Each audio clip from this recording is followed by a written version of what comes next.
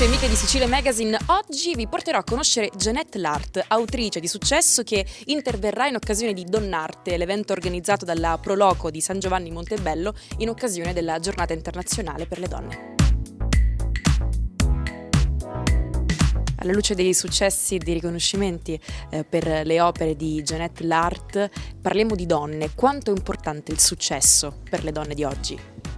Non è importante che raggiungano il successo, è fondamentale invece esprimersi liberamente sia in campo artistico che in quello lavorativo. Purtroppo nella nostra società permangono delle sacche di maschilismo nel considerare la donna come oggetto di desiderio, sminuendone il valore e le potenzialità.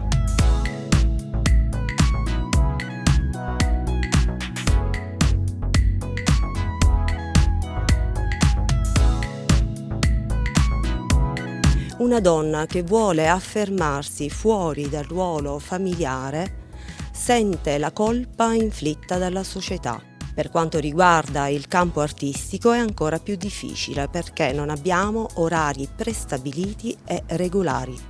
Ma invece quanto è importante la determinazione? In quanto autrice per me è stato facile produrre. Nel momento in cui ho pubblicato le mie opere ho dovuto fare una scelta e mi sono proposta come autrice indipendente. Oggi ho raggiunto un discreto successo sia in Italia che all'estero.